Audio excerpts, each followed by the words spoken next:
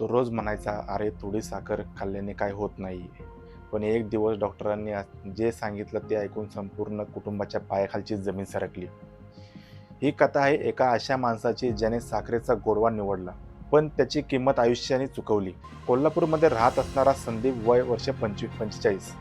स्वभावाने आनंदी, मित्रांमध्ये लोकप्रिय, घरात पत्नी, 2 मुलं आणि वृद्ध आई-वडील.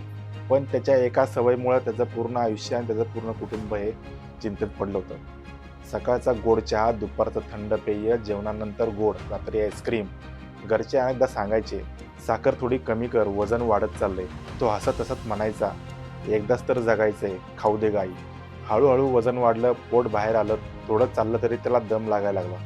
एका दिवशी ऑफिसमध्ये चक्कर आली, तपासणी झाली. डॉक्टर म्हणाले, "तुमची रक्तातील साखर खूप जास्त प्रमाणात वाढली आहे. आजपासून तुम्हाला काळजी घेणं गरजेचं आहे. तुमचे डोळे, किडनी, हृदय सगळ्यांवर परिणाम होऊ शकतो." डॉक्टरांनी औषध लिहून दिले. आहारात बदल करायला सांगितला. रोज चालायला सांगितलं. 30 मिनिटं व्यायाम करायला सांगितलं. पण 2 आठवडे सगळं नीट केलं, पण पुन्हा तीच सवय लागली. आज शेवटचा एक गुलाबजाम खातो.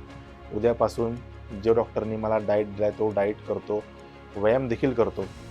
पण तो उद्या कधी आलाच नाही. एके दिवशी सकाळी संदीप झोपेतनं उठला. त्याच्या छातीत जडपणा आला होता आणि त्याला पूर्ण जास्त प्रमाणात घाम आला होता. श्वास घ्यायला देखील त्याला त्रास होत होता. त्याला रुग्णालयात नेलं. डॉक्टरांनी प्रयत्न केले, पण हृदयावर गंभीर परिणाम झाला होता. काही वेळातच त्याचं निधन झालं. घरी त्याचा चहाचा कप तसाच ठेवला होता. मुलगा कपाकडे पाहत म्हणाला, "आई, बाबा परत येतील ना?" पत्नीकडे उत्तर नव्हतं. तिने फक्त त्याचा फोटो छातीपाशी धरला होता. तिला आठवत होतं, ती रोज म्हणायची, "साखर कमी कर." आज एक निर्णय घ्या. रोज थोडा व्यायाम करा, गोड पदार्थ मर्यादित खावा, नियमित आरोग्याची तपासणी करा आणि आपल्या कुटुंबासाठी स्वतःची काळजी घ्या. कारण साखरेचा गोडवा काही क्षणाचा असतो, पण निरोगी आयुष्याचा आनंद अनेक वर्षापासून वर्षानुवर्षे आपल्याला मिळू शकतो.